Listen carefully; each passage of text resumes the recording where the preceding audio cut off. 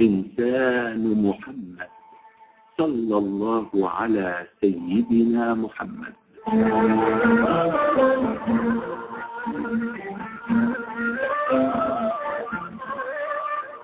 صلوا على سيدنا محمد والآل ذوي الذكر الأمجد، بصفات المحمود تعبد كي تصبح إنسان محمد. أدبه الله ورباه ليعم الأكوان ضياه، ربي في المنزل زكاه ما أعظم أخلاق محمد. إن شئت يا صاحب أن تحمد فتمثل بهداه لتسعد، بصفات المحمود تعبد كي تصبح إنسان محمد.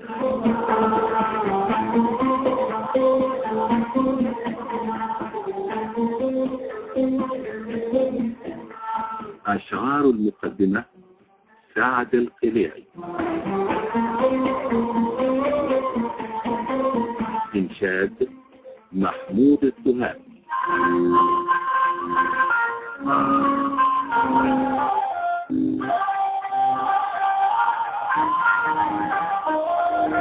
إنسان محمد صلى الله على سيدنا محمد.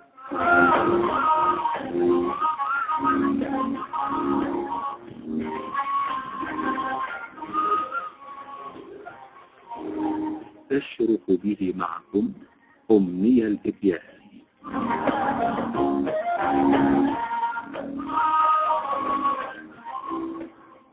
مستمعي الكرام، أبدأ وإياكم ببسم الله الهادي البديع، وأثني بالصلاة والحب والسلام على من أنزل عليه القرآن سيدنا محمد وآله الكرام. بداية أرحب بضيفي الكريم دكتور السعيد محمد علي من علماء وزارة الأوقاف المصرية. دكتور السعيد أهلا ومرحبا بك. يا أهلا وسهلا ومرحبا.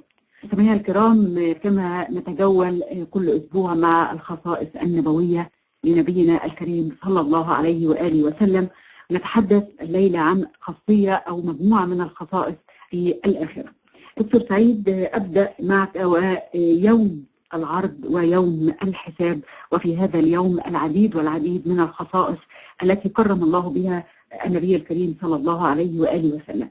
فنبدأ بأنه أول من تنشق عنه الأرض، وأول من يفيق من الصاعقة ويقف عن يمين العرش، وهو هذا المكان أو هذا المقام لا يقف فيه إلا هو صلى الله عليه وآله وسلم.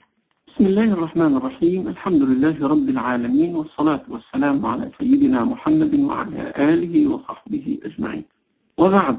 فسيدنا صلى الله عليه وسلم أول، وله حق الأولوية في أمور كثيرة، حتى كان صلى الله عليه وسلم أول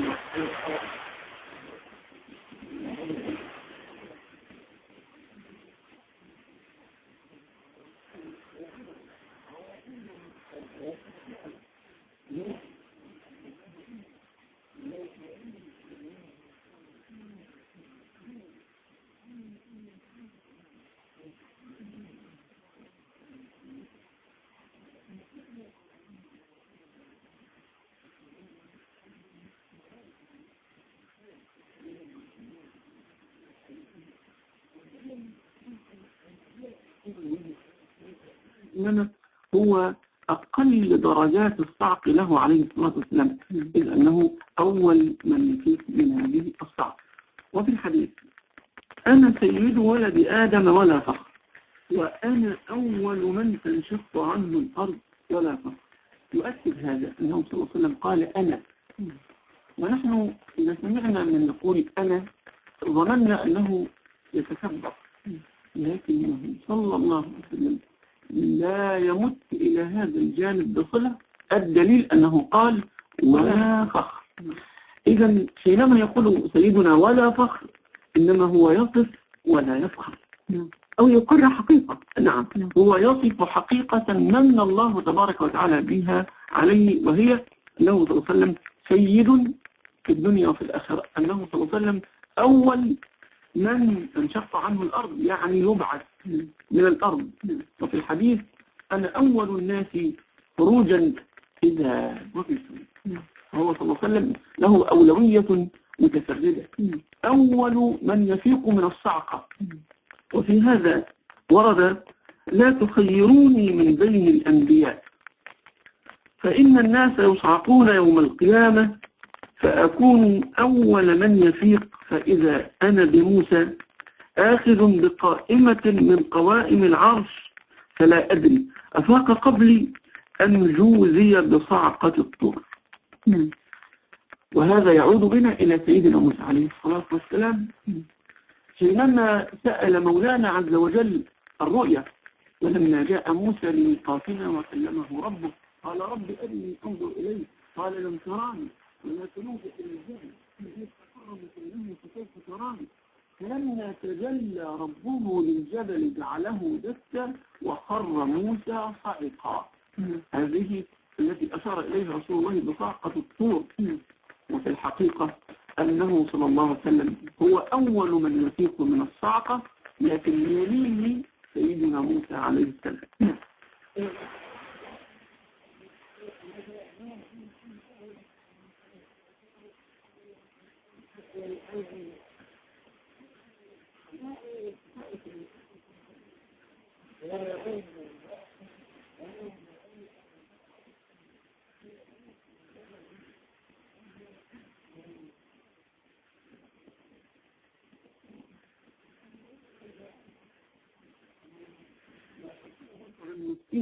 باسم الواحد القهار كما جاء في القرآن الكريم: يوم تبدل الأرض غير الأرض والسماوات وبرزوا لله الواحد القهار.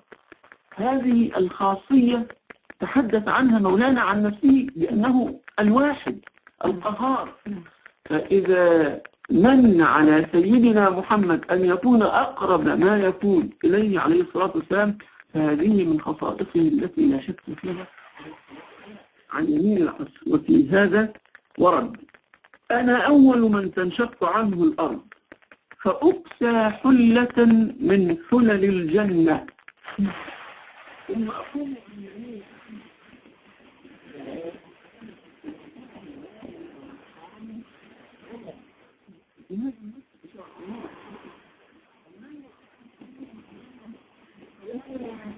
ليلة الإسراء والمعراج شق صدره صلى الله عليه وسلم ليتهيأ لرؤية الحق. ولما كان في غار حراء شق صدره صلى الله عليه وسلم ليتهيأ لملاقاة الملك ابن جبريل وهو ينزل بالوحي.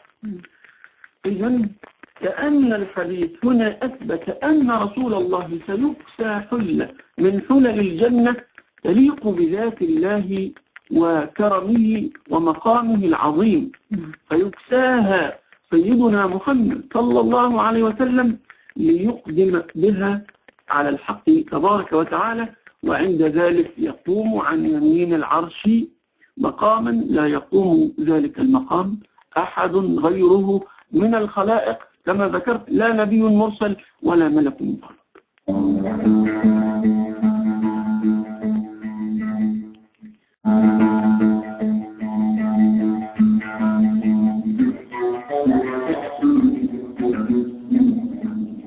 شرف الله أحمد سيد الخلق بأسنى المواهب الحسناء، جاهه اليوم للعباد ملاذ حين تخشى مخاوف الضراء، وله في غد على الناس فخر لا يدانيه أعظم العظماء، حين يأتي الورى نبي وهم يسألون فصل القضاء، فيقول المسيح عيسى: سلوا من جاهه الجاه عند رب السماء، اذهبوا نحو خاتم الرسل خير العالمين المخصوص بالاصطفاء، فيوافون أحمد سيد الخلق فيشكون ما بهم من بلائي.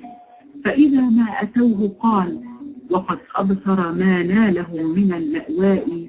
أنا حقا لها فيسجد لله فيأتي إذ ذاك خير نداء. إنسان محمد صلى الله على سيدنا محمد.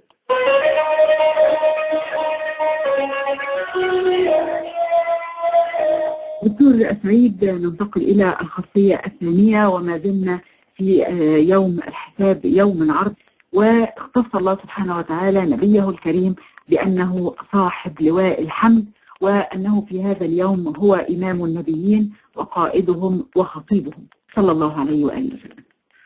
نعم، رسول الله صلى الله عليه وسلم يحمل لواء الحمد يوم القيامة. نعم. فهو اسمه صلى الله عليه وسلم محمد، وهو صلى الله عليه وسلم أحمد. نعم. محمد لكثرة حمد الناس له، وأحمد بمعنى أنه أحمد من الخلق جميعا لله، وأشكر من الخلق جميعا لله، وفي هذا يحمل لواء الحمد. هذا اللواء ليس هناك من لواء آخر، هو لواء واحد فقط، لواء يحمله سيدنا رسول الله صلى الله عليه وسلم. ينضوي تحت هذا اللواء وحامل هذا اللواء سيدنا محمد كل أنبياء الله قاطبة. فآدم عليه السلام ومن دونه يأتون ليكونوا ضمن المحلقين حول سيدنا رسول الله صلى الله عليه وسلم، وهو حامل لواء الحمد، وهو صاحب لواء الحمد. وفي هذا ورد: لم يكن نبي إلا له دعوة ينجزها في الدنيا، وإني اختبأت دعوتي شفاعة لأمتي يوم القيامة، وأنا سيد ولد آدم ولا فخر، وأول من تنشق عنه الأرض ولا فخر، وبيدي لواء الحمد، وآدم ومن دونه تحت لوائي. هذا وورد أيضا: أنا أول الناس خروجا إذا بعثوا، وأنا خطيبهم إذا وفدوا، وأنا مبشرهم إذا أيسوا. لواء الحمد يومئذ بيدي، وأنا أكرم ولد آدم على ربي ولا فخر.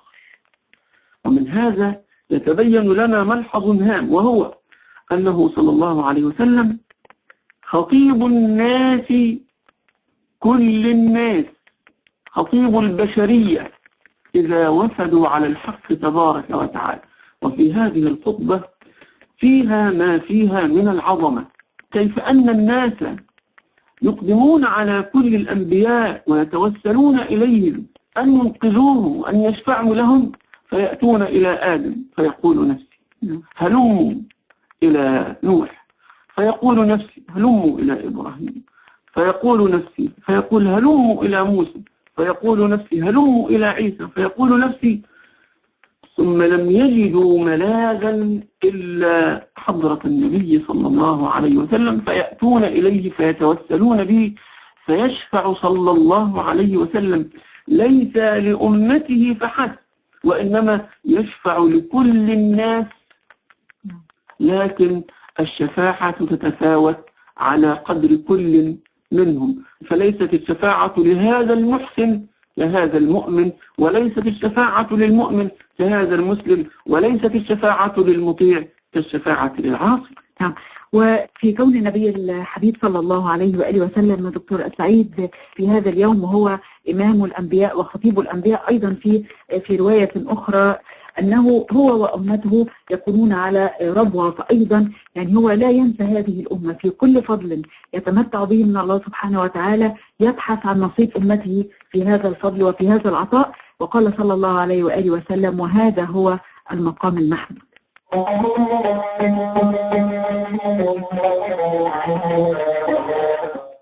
سيد الرسل يا أبا الكون، يا أول خلق، يا من به الانتهاء.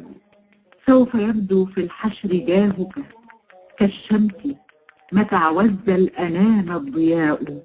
سابق الخلق أنت بالبعث، والرسل جنود وفي يديك اللواء. خصص الله بالشفاعة فردا في مقام يخافه الأنبياء. أنت فيه الإمام تسجد لله، وكل الورى هناك وراء. ولك الحوض دونه الشهد والمسك، وما الشاربون منه ظماء. ولك الأمة المحجلة السابقة الخلق، خلفك الغراء. أنت أصل الجنان يا سابق الكل إليها، يهنيك منك الهناء. خصك الله بالوسيلة فيها رتبة فوق خلقه علياء. فوقك الله عز وجل تعالى، ثم أنت الأمار والنهاء. كل خلق هناك دونك في كل كمال تعذر الإحصاء. إنسان محمد صلى الله على سيدنا محمد.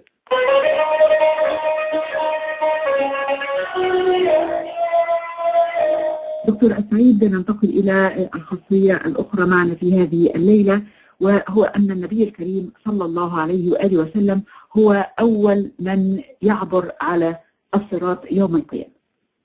نعم، رسول الله صلى الله عليه وسلم هو أول من يجوز الصراط يوم القيامة، وفي هذا دلالة على أنه صلى الله عليه وسلم وهو يجوز الصراط يعني لا يتعثر، لا ولا حتى يمشي، بل ولا حتى يطير، وإنما هو أسرع صلى الله عليه وسلم في اجتياز الصراط من البرق الخاطف. نعم عليه الصلاة والسلام. وكأنه صلى الله عليه وسلم وهو من هو قدرا وشأنا وعظمة، والآية تقول: وإن منكم إلا واردها كان على ربك حتما مقضيا. صحيح قضي على كل بني آدم أن يجوز الصراط، والصراط كما نعلم هو حد منصوب على متن جهنم، يعني على حافة جهنم. رسول الله يرد على النار، يجوز الصراط لكن أسرع من البرق الخاطف. نعم. لكن دكتور سعيد، يعني في بعض الأحاديث الشريفة تؤكد أن النبي الكريم صلى الله عليه وآله وسلم لا يدخل الجنة ولا يترك أمته إلا وقد عبرت جميعا من على الصراط أو من فوق الصراط. نعم، هذا يذكرني بفضل الله تبارك وتعالى على آحاد الأمة، مثلا كحفظة القرآن الكريم الذين تربوا على مائدة القرآن الكريم واستقوا الحب من سيدنا محمد صلى الله عليه وسلم والتزموا أمره: أدبوا أولادكم على ثلاث: حب نبيكم، وحب آل بيته، وقراءة القرآن، فإن حملة القرآن في ظل عرش الله يوم القيامة يوم لا ظل إلا ظله. ويقال لكل الطائعين من أمة سيدنا محمد: ادخل الجنة، فمن صلى ومن صام ومن زكى ومن حج إلى آخره. لكن إذا أتى إلى حامل القرآن يقول له مولانا: قف على باب الجنة فانظر من تدخل الجنة. يعني يأذن له مولانا في أن يدخل من يشاء الجنة. إذا كان هذا لرجل حافظ للقرآن عامل بالقرآن عالم بالقرآن، فما بالكم بسيدنا محمد صلى الله عليه وسلم؟ وإذا فهو أجل عليه الصلاة والسلام من أن ينسى أمته. وكيف ينسى أمته؟ هل يهين على أب أن ينسى ولده؟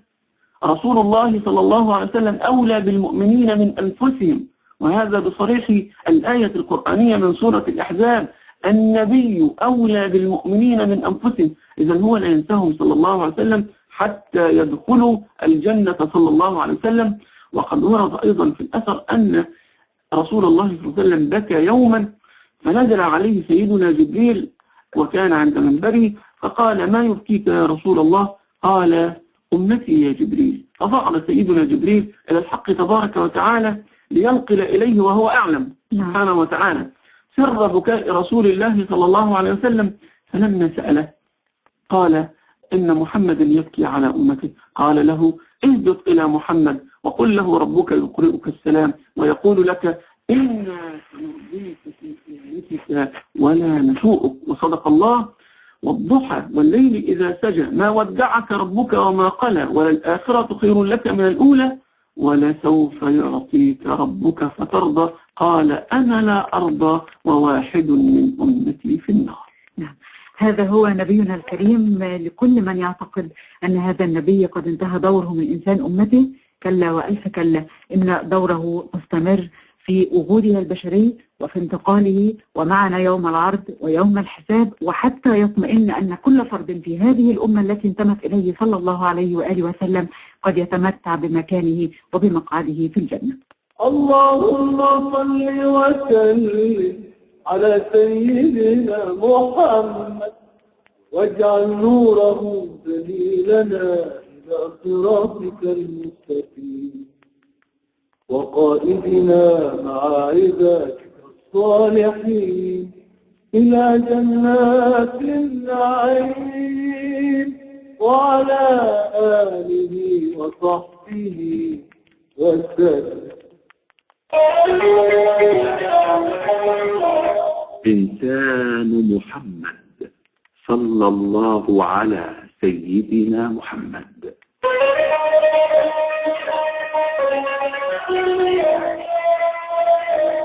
دكتور السعيد، بنصل إلى الخاصية الأخيرة في هذه الليلة، وفي حين الله سبحانه وتعالى يطلب شهيد على كل رسول وكل نبي أرسله من قومه، لا يطلب من النبي الكريم شهيدا على تبليغه وأنه بلغ الرسالة، ولكن أكثر من ذلك وأكثر عظمة وشرفا بأن جعل أمته أمة الحبيب صلى الله عليه وآله وسلم ليس لميزة فيها فقط لأنها تنتمي إليه صلى الله عليه وآله وسلم، يجعلها في مقام العدول الحكام، فهم يشهدون لكل الأنبياء أنهم بلغوا رسالتهم في حين ينكرهم قومهم.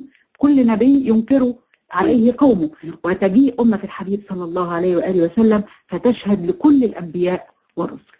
هذا أيضا من فضل الله تبارك وتعالى على سيدنا محمد وعلى أمة سيدنا محمد.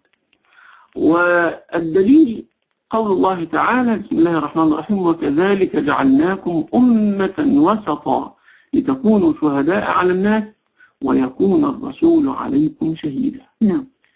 فهل يا ترى هل من حق شهيد الشهيد هو رسول الله صلى الله عليه وسلم شاهد على الأمة والأمة شهيدة على الناس، فهو شهيد الشهيد. أقصد أنه صلى الله عليه وسلم قد اطلع بكل معاني الشهادة، فلا يستحق آنذاك من اطلع بكل معاني الشهادة أن يأتي عليه شهيد. إن يكن من شهيد الله الشهيد سبحانه وتعالى. وعلى لسان سيدنا عيسى عليه الصلاة والسلام كما جاء في القرآن الكريم ما قلت لهم إلا ما أمرتني به أن اعبدوا الله ربي وربكم وكنت عليهم شهيدا ما دمت فيهم فلما توفيتني كنت أنت الرقيب عليهم وأنت على كل شيء شهيد. فسيدنا رسول الله صلى الله عليه وسلم لا يحتاج إلى شهيد، وإنما هو أكبر من ذلك صلى الله عليه وسلم، بل إن أمته كما تفضلت رضي الله عن هذه الأمة وأكرمها وجعلها شهيدة على كل الناس. وفي هذه الآية أورد المفسرون والمحدثون حديثا أن أمة نوح على سبيل المثال إذا ما أتت يوم القيامة تنكرت لسيدنا نوح، فيسأل ربنا تبارك وتعالى سيدنا نوح يا نوح هل بلغت؟ فيقول أي رب يعني نعم بلغت. فيقول يا أمة نوح هل بلغكم نوح؟ فيقولون لا. فيعود مولانا بالسؤال إلى سيدنا نوح يا نوح من يشهد لك؟ فيقول محمد وأمته. الله الله، محمد وأمته.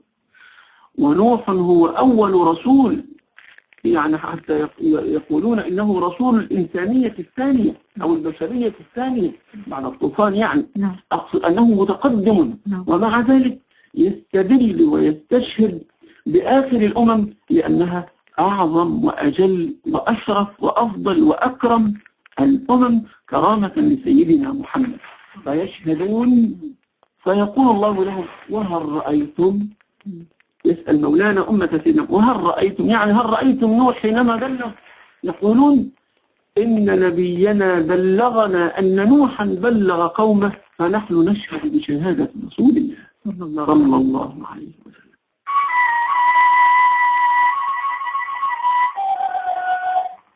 إذا ذكر الخليل فذا حبيب عليه الله في القرآن أثنى.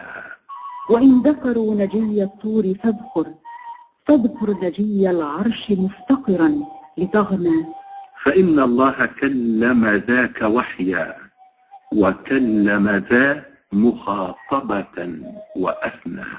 ولو قابلت لفظة لن تراني بما كذب الفؤاد فهمت معنى.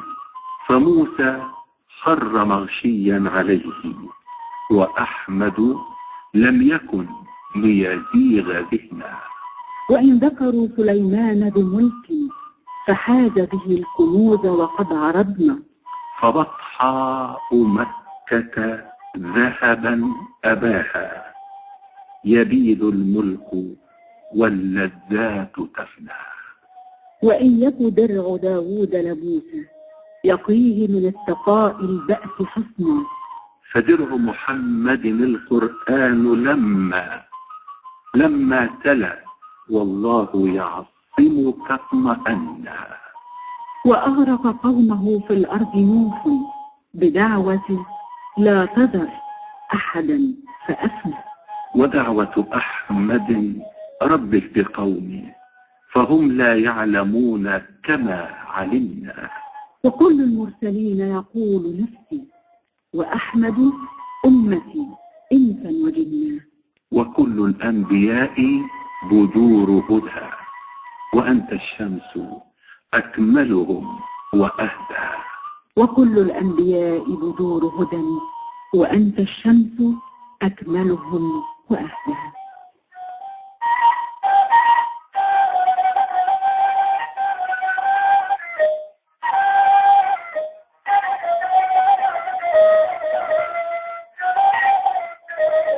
هكذا هو نبينا الكريم صلى الله عليه وآله وسلم، وهكذا مكانه ومقامه ورفعته وشرفه، وهكذا الأمة تأخذ وتتمتع من هذا الشرف وهذا المقام. بنصل إلى ختام هذه الحلقة مستمعي الكرام. شكري الجزيل لضيف الكريم الدكتور السعيد محمد علي من علماء وزارة الأوقاف المصرية. شكرا جزيلا دكتور السعيد. شكر الله لكم ونفع بكم وتقبل منكم.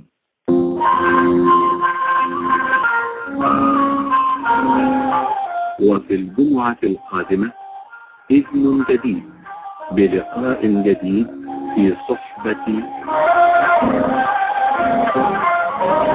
إنسان محمد صلى الله عليه